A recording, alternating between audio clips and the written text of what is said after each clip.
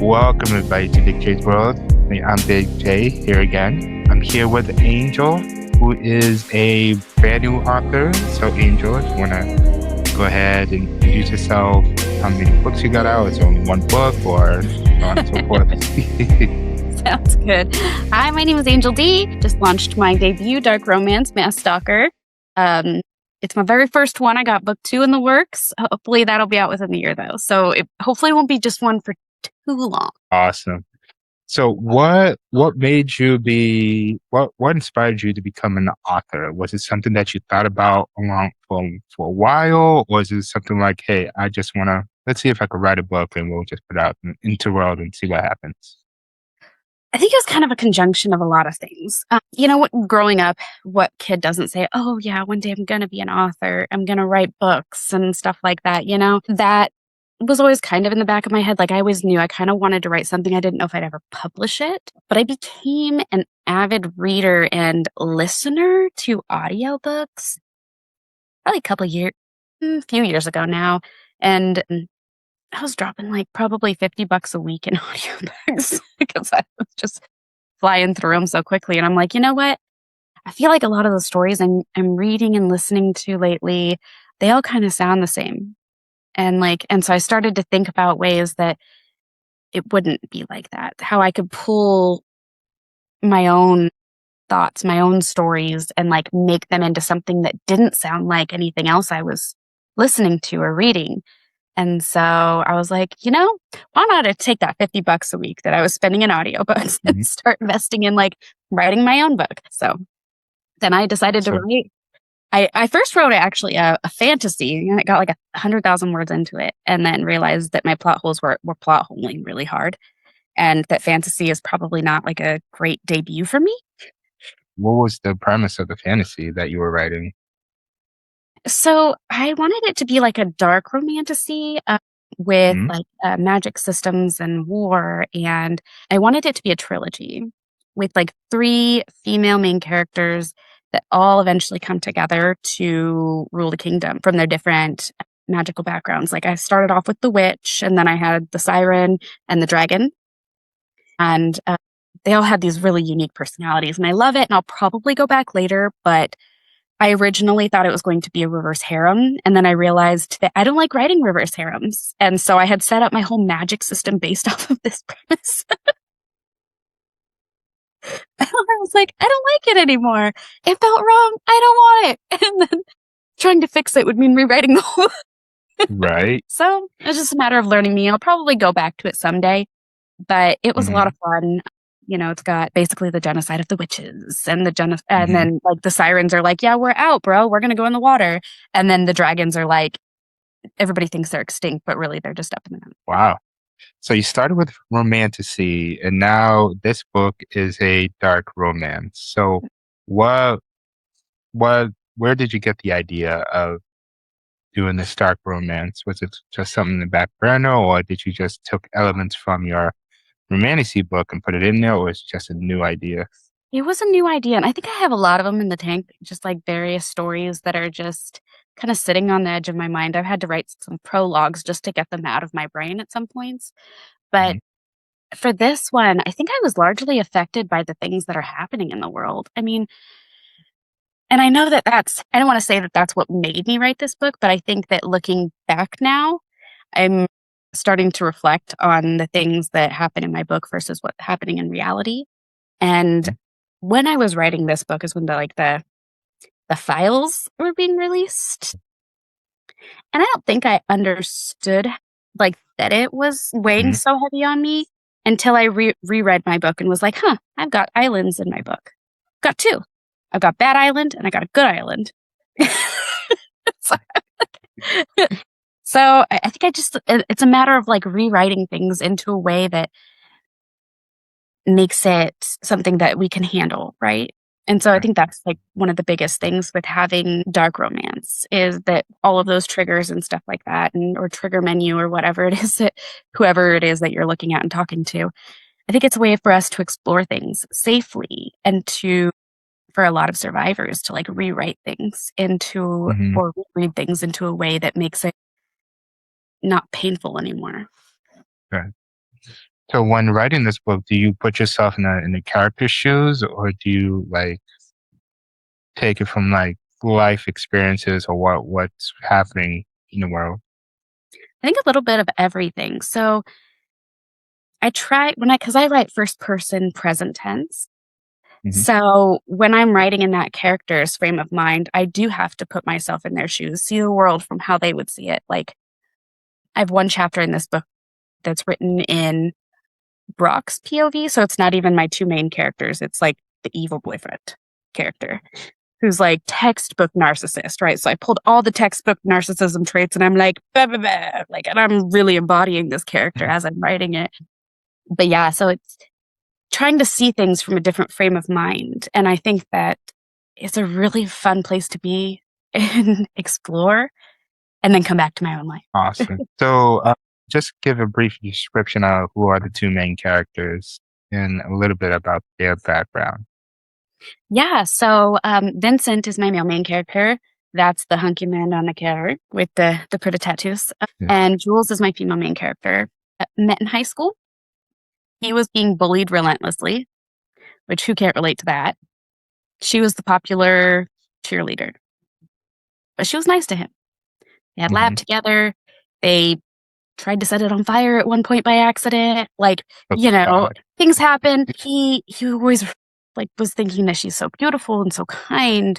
But he was going through some really dark stuff at home. Hmm. Can't give away too much on that. But when graduation happens, he dips. He's like, I'm joining the military, I'm out of here. And she ended up staying around with the high school quarterback, trying to like fix him or help him, because people do that, right? How many Right. of us have like been like, "Oh, I can make this I work."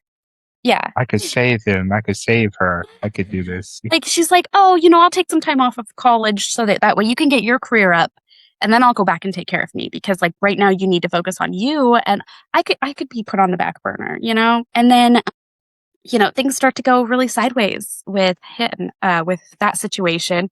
And by then Vincent is back from the military and he has built these amazing connections and built this empire of like the CEO of this big weapons conglomerate that does like these really big deals, right?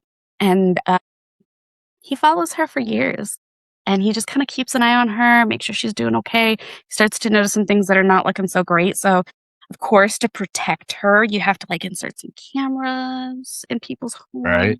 make sure they're all right. That's the whole reason, not any nefarious purposes at Oh, all. of course not. Yeah. So, Yeah. those are the two main, and that's kind of how it starts out. But it it drops you into really, it's fast paced. This book, and so it drops you into that. But he's also got some stuff going on the side where he is battling traffic rings because he's got a personal grudge against them. And then she's got situations that I can't talk about yet. So it's like they've both Right. kind of got their own things going on. And I don't know, I wouldn't consider it a miscommunication trope. I think it's just a matter of like, I don't know if I can trust you yet with everything. And so it all comes out that a female can look really meek and stupid and like she's going along with things, but I don't think it's a good idea to always believe that. Right. Exactly. So would you say that you write strong female character leads? I do. I think I write strong female character leads that also understand when it's okay or when it's better to not look strong. And I think that it's not everybody has to be outwardly powerful all the time. Sometimes being the So, quiet one and mhm. just listening means so much more. Wow. So I'm gonna get your book. You already sold me completely. I need to read this book. So who did the cover art? Because that is fantastic cover art. His name, I found him on the tick of the thing. His You name is just Row Art. oh wow. And That like is I have a video up. He was so amazing because I asked him to draw this for me. mhm, And so I was like, I have a really crazy like plan and I don't know if like you're good at this or if this is in your wheelhouse or anything, but I really would like somebody to draw my male main character and make it look realistic. And I think Oh, he nailed it. yeah, he did. He did. And I have a I video thought, with like stages, every single stage that like was this forming and this. He did such a good job. so you said you're having a second book out. So who's going to be the main character in that book, and is he drawing the cover for your second book? He is. He's booked out now because I can't stop Yeah, talking about him. And I keep telling everybody that I love him, how great it's been to yeah. work with him. So he won't get started on that until September aroundish. But yes, he will be doing my characters in book two, but it won't be a man on my cover in book two. So book two is two different characters. So these are Mhm. interconnected standalones. And so Jules and Vincent, they're wrapped up. And it will be about Aaron and Jessica in book two. And so what I'm going to do, hopefully for book two, is have Jessica on the cover. That's going to be awesome. It's called Mass I love Secret, that. that one. And I'm really excited for it. It's going to be a lot So thick. a lot thicker. So you already have the cover for that for that book, and the other one. Obviously, we can't see his face, which keeps him very mysterious. Are you going to have some character art that will reveal his face, or are you just going to keep it that way? So, funny story. I like the mystery of not knowing what people look like. Right. So much so that I don't describe what Jules looks like in this book. Really? It was how I got there. It was kind of Yeah. hilarious, actually. So, Okay. I write in first person present tense. I want people to be able to pull into the characters if they can, if they would like to. And so I was very sneaky about it, how I didn't Hmm. describe her. I didn't talk about her hair color. I didn't talk about exactly how tall she was or how thick she was. Like, I think I had like a little part in there where I said there was gold flecks in her eyes, but like, I think that was it. Like, and who can't have gold flecks in their eyes, right? Well, I want people to envision whoever they wanted in that role for Jules, at least because I could, right? For Jessica, her appearance is a little bit more important to the storyline, so that I actually had to Right. describe. But Mhm. I don't want people to guess race. I don't want people to guess anything. But what cracks me up is my friend was reaching out to me because she was trying to make some like promos for my book. And she's Right. like, just to confirm, Jules has brown hair, right? Because like I'm pretty sure she had brown hair. Like I remember what she tastes like, but I don't remember what color hair she had. It keeps the people guessing, you know? It keeps like, does she have brown hair? Does she have blonde? Does she have brunette? Does she have red hair? Does she have freckles? You know, how tall is she? That's it keeps the people guessing, it keeps the people wanting more. Yeah, and I think that it's not as important what she looks like or what he looks like as much as it is what they feel and what they Mhm. see and how they experience life. Now, of course, yes, if like we want a six pack and like we want someone to grab some curves, like it is what it is. Like there are certain things you just don't get away from in a romance, Right. but to keep it as relatable as possible in like all aspects, I like it that way. Yeah. I mean, the more that you want people to engage with your book. You want people to like, you want to catch them in the first chapter, or how many chapters that you want them to be caught into, and Mhm. having keep reading and having people want to more, which which I feel like some books today don't have that aspect of it, yet some do. So it's like a hit or miss and seeing which one you want to read, which one's going to keep you captivated. This book will definitely keep me captivated because I tell you right now, if you don't catch me in the first three chapters, I am not finishing a book. Yeah, I don't introduce so much of like the plot aspect until later. Right. I think Oh, that okay. Okay. it's where you come for the spice but stay for the plot. So I set up a lot Yes. in the first half that people aren't really catching as much. Okay. Okay. Okay. I've noticed if people make it past chapter 10, they are in it. Like they are like, I need everything and I need it now and I need to gobble it and I want books too. And if you don't get to writing right now, I'm going to sit you down and chain you to that desk. Like, that's the type of reactions that I'm getting after if you make it past the initial I shock. mean, you don't have to worry about me. You already got me sold on this book. So I love it. I love it. So with the design of the book, I saw that you sprayed your own edges of the book. How long did that take for you to do? I mean, you said you got 100 books of your own. How long? Well, how long was that process to like stencil out the whole sprayed Really, edges and everything? it's not that long because I use an airbrush. Oh, okay, I okay. can do 4 to 5 books at a time. Right. And I would do them in stages and I do them like after my kids go to bed at night. Yeah. I just like step out to the she shed and like turn on an audiobook. And whereas I'd normally just be laying down listening to my audiobook, I would just sit there and like put my stuff up and spray my edges. And like, it's actually kind of nice because it's like just quiet out there sometimes. Right. And so it really doesn't take all that long, especially because like, I think I've kind of figured it out. I do have some error copies from like still learning how it all worked. Let me see if I have one. Like, mm, so like for example, this one, it's kind of Okay. Okay. like that one's kind of an error one. So I've got Yeah. some that I didn't do super great on. And when you mess up on one of them, you mess up on 5 of them when you do it that way. Yeah. But for the most part, I think I really like it because I can match them up. So like I've got 4. That's really cool. And so you can have book clubs. And instead of having like friendship bracelets, you got friendship book edges. That's awesome. And Oh, I think that wow. not a lot of people do that. And I just No, like you can get a whole I mean, series like this, but not necessarily like a book club. no, that's really cool. And they I all really kind of like have that a lot. each of them, like if you pull it apart, it's still you can tell there are skulls. Hmm. And so I positioned every single one of them so that it has that look to it Hmm. still, even if it's pulled apart. You can still get it Hmm. what it's supposed to be.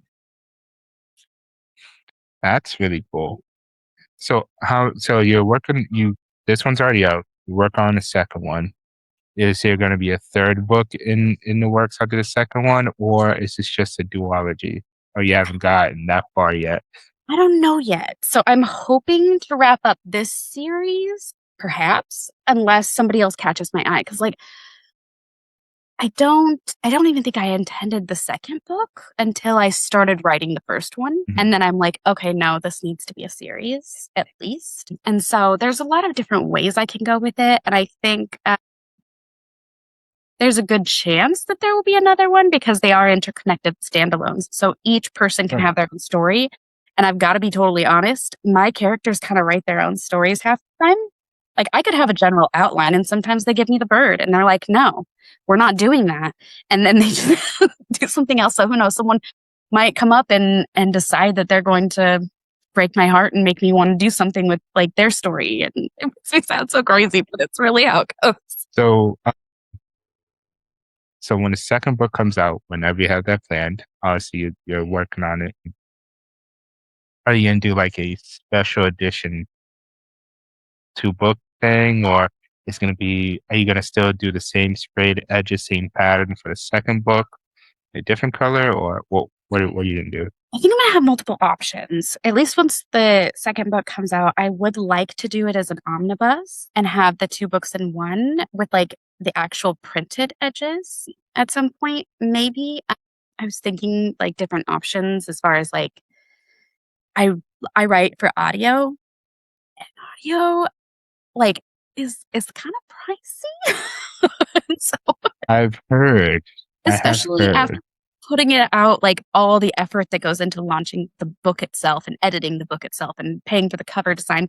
And then like the audio is like, that'll be a few thousand more dollars. And it's like, so I was thinking about doing like maybe a Kickstarter. I'm not sure yet with like special editions with Mhm. the actual printed edges and having it be like embossed and like have all the things that hard covers that we want a lot of Yeah. times as like collectors because let's face it, reading and buying books are 2 different hobbies and it just so happens that I like both, so it's a problem. No, you're preaching to the choir because I Yeah. have no self-control. Yeah. So it's like I want to do something really special, but also fundraise for my goals to make it an audio. And I want to be able to pay people what they deserve and not like Mhm, shortchange anybody because I'm mhm, trying to like get it out for cheaper, you know?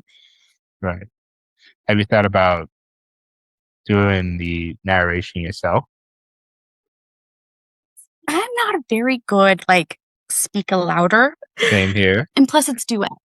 And so that has like I've got chapters that are in different people's POVs or Mhm, point of view. And so it's like you've got one chapter that's Aaron or one chapter that's Jessica or one chapter that's Jules, one chapter that's Vincent.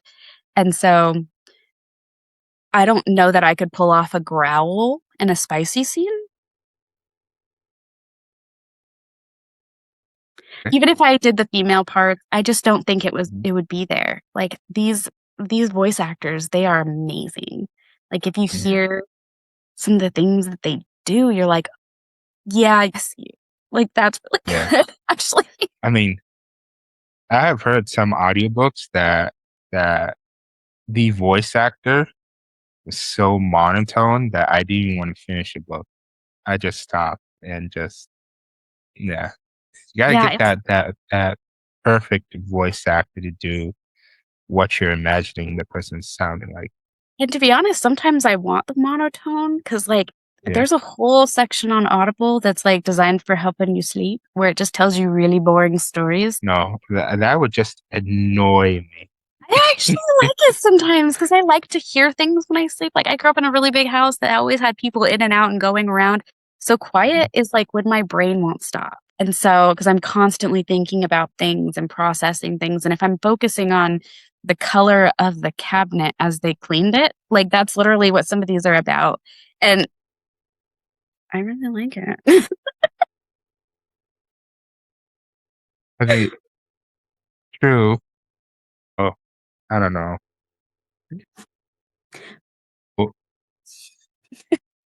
hey, to each their own, right? Yeah. So, how long did the writing process take you from like beginning to end? I've had TM Ford on here. I had SJ Taylor on here, and Steph, who all two of them have a book out. Steph has a book coming out, and they told me that the editing process took like forever, edits upon edits upon edits. So, how was that experience for you? You're never done. Like at some point, you just have to stop and be like, Mhm. if I mess with this anymore, I could be messing it up. Right? Because a lot of, like, what I wrote, it was I didn't know it was gonna happen, like, a twist that I was gonna do later is gonna happen, and so I don't wanna take that away because it can leave the readers feeling what I felt in that moment. Now, as far as the timeline goes, from start to finish, the first draft took me about 4 months. Mind you, it's a short book. So, we're like 60,000 words is about where it's at. So it's really not all that much.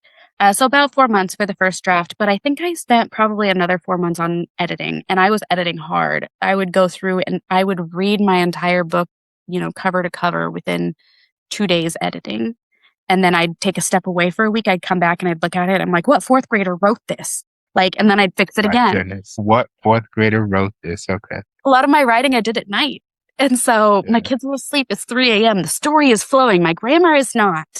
And so and then all I right. sent it to an editor and then had them edit it, and of course, I'm nosy, and it was in, like, Google Docs, and so I'd be hopping in and being like, "Okay, what did they think?"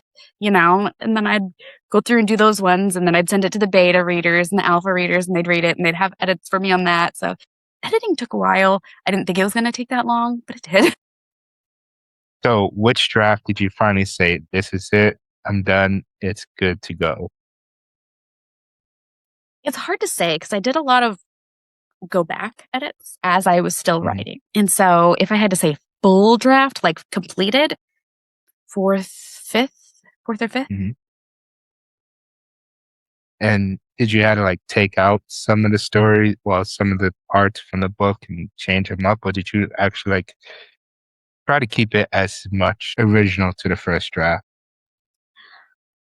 I took some stuff out that was irrelevant just because that's where my brain went, and I have ADHD, and sometimes we could describe, how the paint was chipping off of the wall, Hey, and it people, was it benefiting? I always say people with ADHD are fun. I married one. They are excited. Yeah, like the things that where my brain goes, like sometimes it does not matter. And so I did have to take out some of those things, like some of the story that really didn't contribute, I did take out, but I tried to keep it as close to the original as I could Mhm, because of the way that the emotions are raw. And, you're dealing with real things in this book. Like mhm, it has to do with domestic violence, trafficking. It's really defining the difference between consensual and non consent and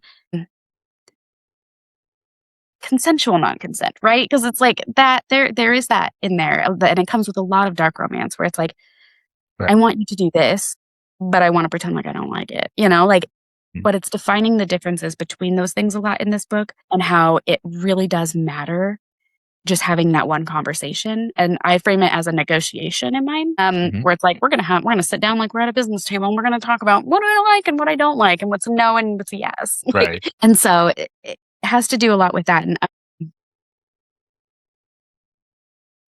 as far as taking things out, not so much, but adding things in, yes, because like I said, the grammar wasn't there, and sometimes it really Right. required more words to, like, make it make Mhm. sense to, like, anyone but me. So you people get this question, authors get this question all the time, but who was the hardest to write about? Which character was like the most difficult? No, you know what? Actually, which scene was the most difficult to write about? Because I don't think that question gets asked a lot. The scene that was most difficult for me to write was, there's a scene where Vincent is researching his competitors, and he's Mhm, trying to figure out how to stop them from stealing his ideas and selling them. And he's like, something about these people isn't right. Like, they were here at this warehouse, but like it's not registered to them. Like, he's starting to dig and he gets into this pilot because he's like, you know what? I'm going to trace where they've been going. And so he starts digging into their pilot and he realizes that the pilot has a very bad backstory and has these really big expensive lawyer that this guy could have never afforded because he's got clearly gambling problems that he's watching in his finances. So he pulls up the criminal records, and basically, the pilot was abusive to his mm, wife, and then his wife goes missing and then is discovered. And so it seems really clear to him, and that was really painful. And he's like, I'm going to destroy this guy. Like that, we want that justice, we want to feel that justice. But at the same time, these things unfortunately do happen where people get yeah, trapped and they're trying to get out and their abuser tries to pull them away from their family. But the sister stayed by and tried to help her out because even though he was trying to get in between them and force them apart, that sister just stayed strong and like tried to help pull her out of it. And it just wasn't successful.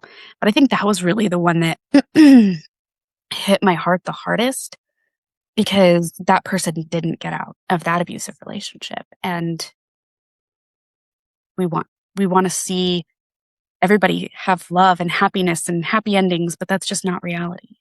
Sometimes no, things don't work out. wow. So in that scene, you really go deep on background of that person and what actually happened, and Yeah. that is really, really deep. Yeah. Um, And is he's reading it all in police records and autopsy reports and like what got announced on the news and what didn't because he'd records and the uh, the prosecutor oh, records. And so say he's that again. You say that again. You cut out. Oh, he sorry. So he works for a weapons conglomerate. He's the CEO. He's Mhm, got connections, and so he had hacked the police records, the why did my brain just stop? The prosecutor records. And mhm, so he's comparing like the police versus the prosecutor and like seeing why they didn't pursue this guy because it's obvious to him, And so he's like reading it all and processing it in this scene, and it's like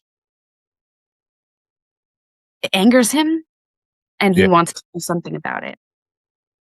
Wow.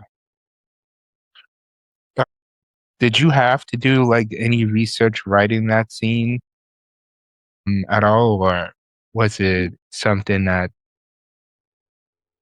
I have my degrees are in sociology and criminal justice. So a lot of what I focused on in my studies, just as something that I found passion in and something I was very curious about, is why people do things. What causes somebody to end up one way? The mass that does this, like the brain and how it works, and psychology and nature versus nurture, and, these different manipulations that happen that can cause Mhm, people's brains to become a self-fulfilling prophecy, mhm, where it's like you tell yourself one thing and then you become that because you tell yourself that, and it's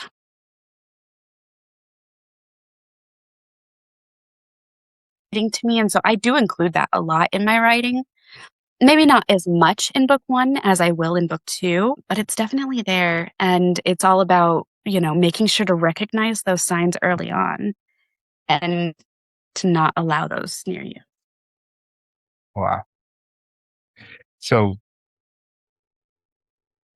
there's a lot of heavy themes in this book. What would you say this book?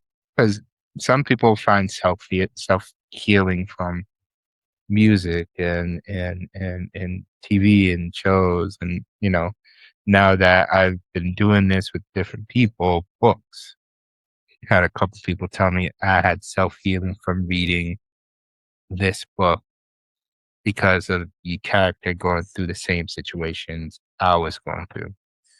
Would Mhm. you would you recommend this book to somebody who went through the same situation, or would you tell them to be like, hey, be cautious? Yeah, it's always a cautious thing, right? Because everybody heals differently, and it's not necessarily only for survivors of any kind of situations, because we all have our stories, but it has more to do with if that's within their comfort level. Because, like, I have, like, layers of, like, warnings before you even get to chapter 1, because I drop you straight into a pretty non-consensual scene. Like, and I'm like, Mhm, "Hey, if this first 2 chapters is not for you, you're probably not gonna like the stuff that has to do with, like, the domestic violence and the murder of the wife and then, like, the whole sex trafficking ring," right? So mhm, it's like, these are things that you are not going to be okay with if you don't like these first 2 chapters. So if these 2 don't settle well with you,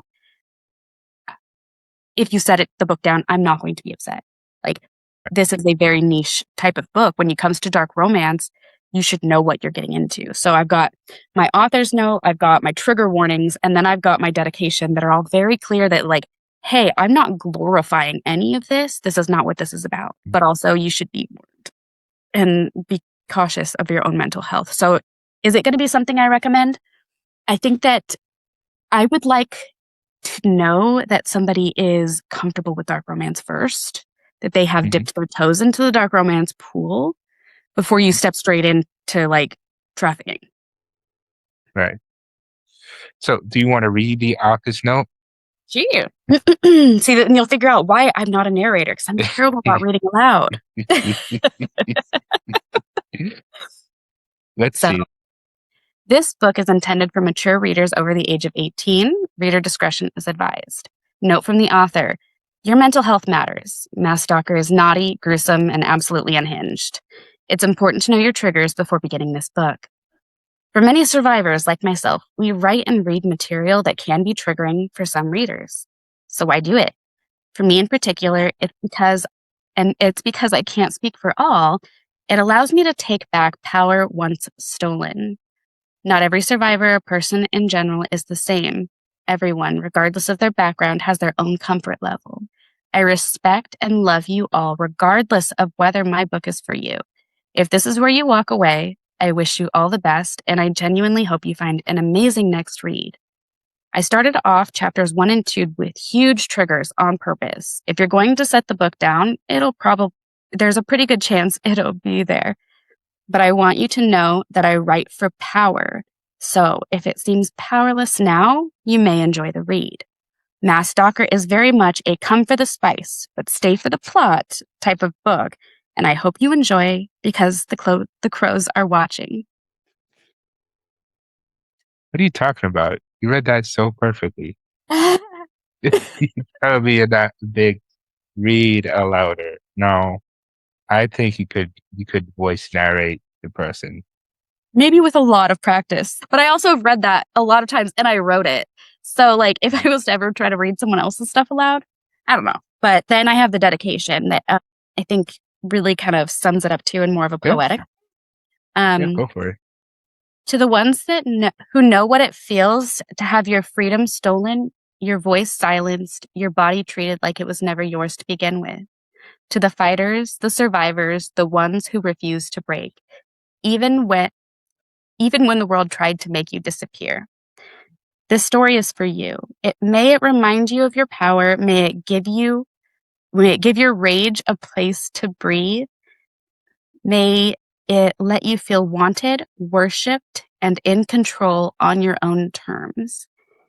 And to those who are still fighting to reclaim themselves, this is your permission, metaphorically, to burn it all down. Because, for legal purposes. With pleasure, with fury, and with teeth bared, and no apologies. Come closer. Let's blow some shit up. Allegedly. Oh, love that. Love it. 100% love it. And yes, you should voice narrate one of the characters. No if, ands, or but. You did that very well.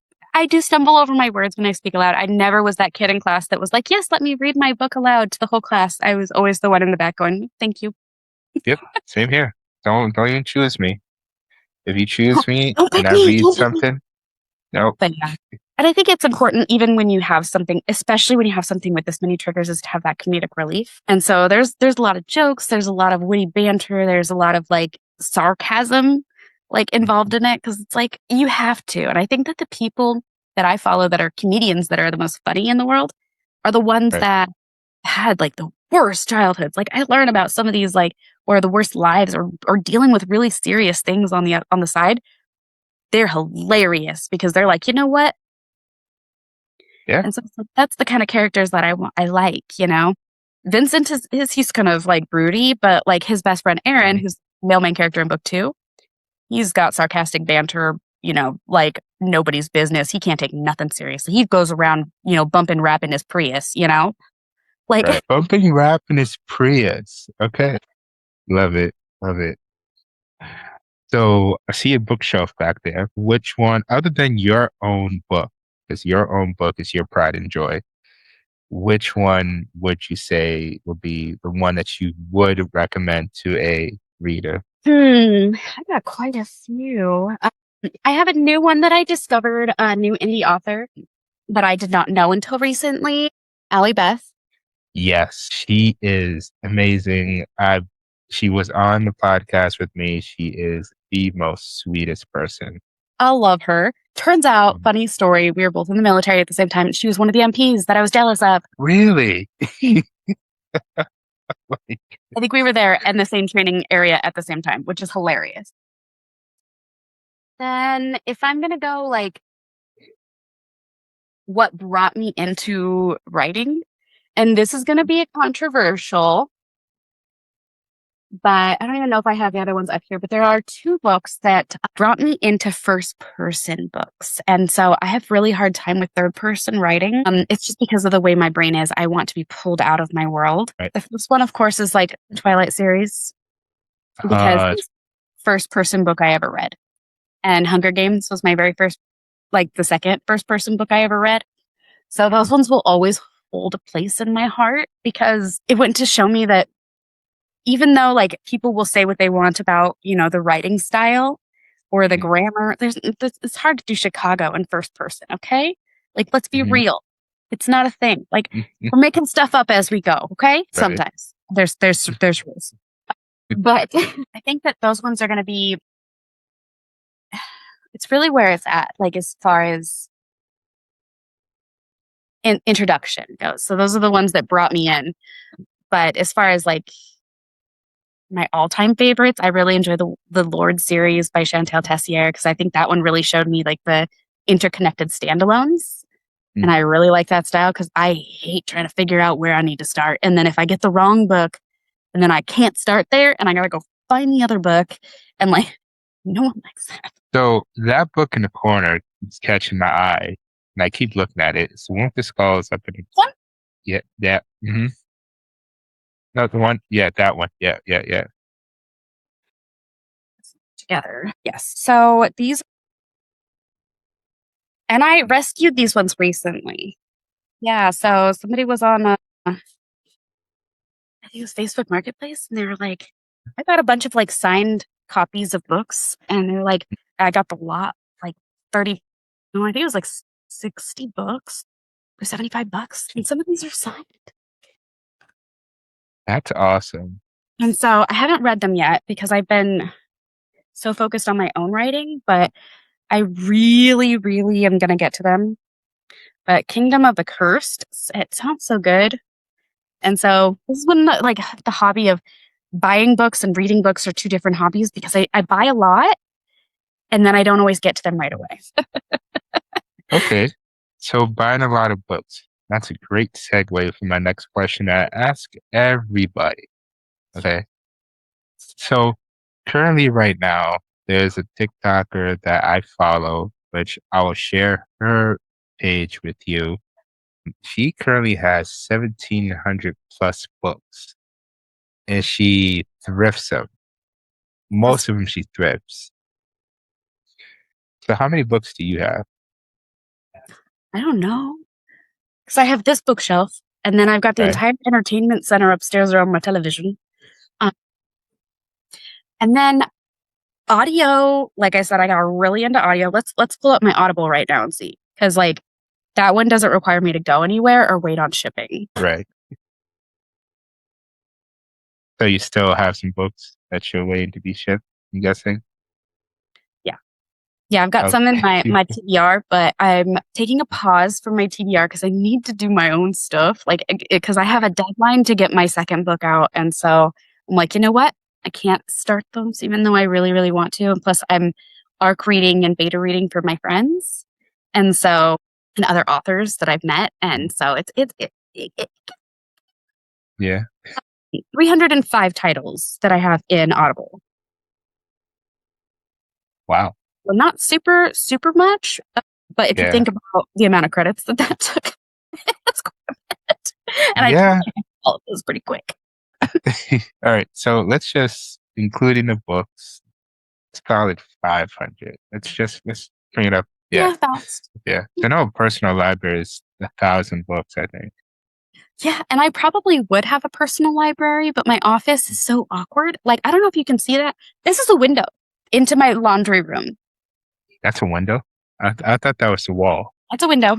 Like the Oh, architecture of my house is not really like I don't have solid walls for very long to like have like a really cool long library. Like I yeah. always wanted to be Belle. You know, we what writer woman didn't? Like where you had like the big long like, and then you could put like the ladder and just slide along on your. I don't get to do that because everything's broken up in my office. I've got a big window here. I got a big window over there, which is great. I love windows. Don't get me wrong, but they come in the way of bookshelves. Let's be real. And I got a Yeah. door there, a door to my laundry room there, and I got my bedroom door there. So, and then over there is the hot water heater. So it's like, where do I put it? You could. I had to get I don't know. like I had to do a corner one in order to like make this spot work and like make this Yeah. my little reading nook. And I really want to get like a nice comfy chair over here for like kickback Mm. reads, but that'll have to come later. You, you could get a coffee chair now and just, who needs a laundry room? Just make that your personal I know, library. right? Who needs clean clothes? Like it's not that big a deal. Like I just need to be real. Right. Yeah, and I've got such an accumulation of stuff because I did my own PR boxes. Hmm. And so like I've got all the things that got all my shipping stuff over here and like I got like my little keychains and my car air fresheners and I got the sack wax melts. You can't see them right. So I got the wax Oh, melts there, yeah. candles. You know, for our wedding, we did the wax melts to like seal like gifts with. We had our like initials or something or other on it. Oh, Yeah. nice. These ones they're scented like my characters. So like Ooh. this is Vincent, the car air freshener. Yeah. And then Let's see if I can do this without bumping. Sure. Okay. This one is cherry blossom, so it's Jules. It's the wax melts that you put in like a heater, the warmer. Yeah, it's cool. So it smells like cherry blossoms. So you can like really dive into the book. And then of course the crows are watching is the series name. And so gotta have crows everywhere. So I don't know if you can see it up there. It says Yeah. private prop. See, this is what I'm saying. I can't read aloud. This property is protected by highly trained crows, not responsible for injuries or death. Love it. Love all of Have it. fun, right? Crows are intelligent, but they're deceptively intelligent, and I think that really goes along with like my entire series. And they don't forget. Mm-mm. They don't forget. No. Oh, goodness. All right. So, one final question before we end this. And I know there's one right answer for me, but do you prefer to crack your spines or no crack spines? Have you ever interviewed somebody that said crack the spines? Yes, we know that person. I'm not going to put her on blast here.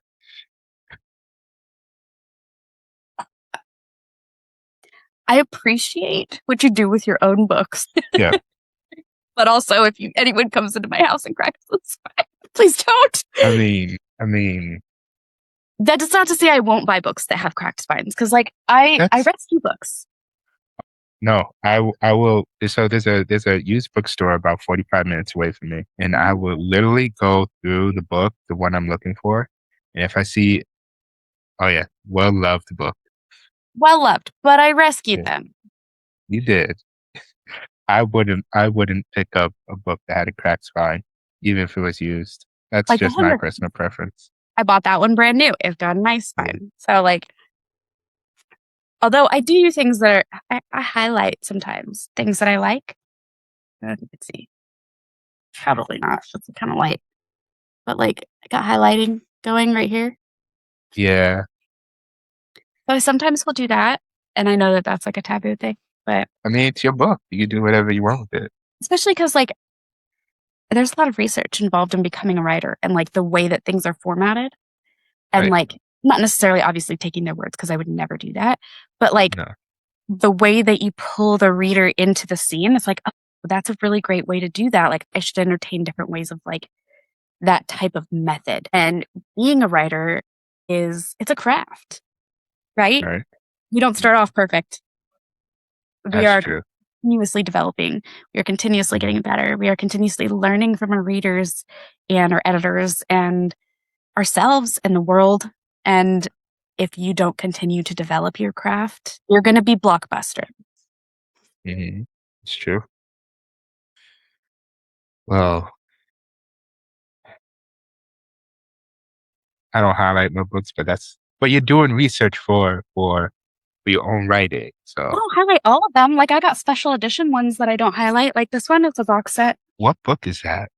This is My Dark Beast. Is it a Beauty and Beast retelling or that is gorgeous. I'm falling for a stranger, a man who haunts my dreams, and it's one of the special box set editions. That's beautiful. Wow. Where'd So you get that book? where did I? I Yeah. rescued it. And it's signed. I saw it and I was like, mine. Take this one and give it a happy home. Right. But the only thing about like the nice box set ones is I'm afraid to like take them upstairs and read them because I have a Mhm. 3-year or not 3. I have a 5-year-old and a 7-year-old. I don't think they would be as cautious about cracking spines as me. No, no. That is a beautiful book. I got this one recently that has the pretty edges from the TT shop. I got that book for my wife. She is devouring the book. She Really? loves Sadie Likes Kincaid. it? Oh, I love. oh. I haven't read Have this you one yet. read have you read the Salacious Players Club, the whole series? Yep. She loves her writing. I I actually love it. got her tickets to Emily Rath. She has a new book coming out called Devour Me. Oh, I went to her Yeah, signing. you did. When she came to my state, yeah, I went and I met her and she was so nice. Like when I met her and we talked and she actually was really supportive because like I was telling her about how one day I'm gonna be a writer. You know, I'm like, I'm gonna be a writer someday, I'm gonna publish a book. And like she was so nice to me. And like she's just like, oh yeah, like do you have a publisher? Like do you have an agent? And I'm like, no, I don't know what I'm gonna do. Like, I do it. Yeah. She was so sweet. And like I got a signed copy of one of her books. This one. Oh, fucking strong. I read the first Hey, book. that's my name. That's awesome. Because I met her. And So it's you always read feels the whole. Say that again. it always feels like when you meet an author that you like have like loved their work and you've really gotten really into their writing and stuff like that, it Yeah. feels like you're meeting a celebrity. And it's like it's so crazy. Like I'm like, oh my gosh, I love you. Like but I like same with like narrators that you love. When you're really into Mhm. audiobooks, you're like, oh my gosh, you must be like super famous. It's like, I know I really enjoy your work. And Mhm. like I don't I don't know that that's like the appropriate reaction. It's not the same as like paparazzi on the street with like the, A-list movie stars, but Yeah, they appreciate it. I mean, I haven't met anyone that wrote the books that I read yet. I mean, I'm gonna meet Emily Rath. I'm going with her. I got her the book, the autograph book and the ticket, so we're both going together. Um, I hope you have but oh, she's going to have a blast. I'm did there you for tell her the support. one girl she met at the one time? Because I'm sure she'd totally remember me. No, but yeah. So if you want to put out your handle where they could find you and where they could actually purchase the book. I'm in a lot of places. So I've got my book is on KU. I am on, of course, Amazon. I've got a TikTok shop for the signed sprayed edges. And then I also have my website, which is angeldeeauthor.com, which is just angel, DEE, author.com. So I do the signed copies there, book copies if you want to reach out and get like book clubs stuff, or you have a certain number that you need for book clubs and stuff like that, then I can do that. Just because who doesn't want the best friend edges? But you can also get me Barnes and Noble. I'm on Ingram Spark. I'm really as many places as I could go. She's everywhere. Yeah. It sounds Well, somebody selling my book on eBay already. right? Put on eBay, put on, I don't know, It wasn't me. Shopify or something. Someone else did. But I'm like, all right, sure. Right? Well, I hope you have so much success with the first book and with the second book. I This is appreciate going to be a wild ride for you. it. Thank you so much for bringing me on. It's so exciting. Definitely. Yeah. Love, always happy to have you on. So when you do publish your second book, I want to have you back on so we can talk about it. Oh, you're going to read the second one first, though, right? Because I I think that am. you can enjoy the second one. And I think a lot of people are really going to enjoy the second one because it's really psychological thrillery. Oh, already sold. Most of my thriller books are psychological thrillers. Yeah, like it's got a lot of manipulation. Like I'm realizing that apparently the inner me is very manipulative. You don't say. Okay. I just need an outlet. What did Stephen King say? That you'd be a serial killer if you didn't write books. Like apparently I'd be really manipulative if I didn't write. So I don't know. Stephen King, he could write a lot. I know. I read 2 books of Uh, his, and I can't sit there and just read. oh man, Stephen King. He's a legend though. Yeah. If you can sit there and write 6 pages a day just to push out a book, more power to him. Six I pages can't. long. 6 pages a day. I think when I write, I have to write like 40,000 words in one sitting. Or not 40,000, at least 4,000 words in one sitting. Because otherwise, if I try to do like a little snippet here and a little snippet there, I give myself a bunch of plot holes or repeat things. I Right. have to like, consistently tell the story as much as I can. Which if I could sit and write the entire book in one sitting, I would. But apparently, Y- I like have to adult and like do stuff. I don't know, kids and stuff. work and, eating. You don't need to eat. You don't need to eat, sleep. You could, pawn off your kids to your husband. And, you could take I care of love them. so much. This man has been such a trooper through this whole writing thing. It's like, again. But yeah, I'm so happy that you came on and we could talk about your book and stuff. So we shall do this again after I read your second book. Definitely. I'd love to hear what you think of the first if you get to it. So I will do, definitely. appreciate it.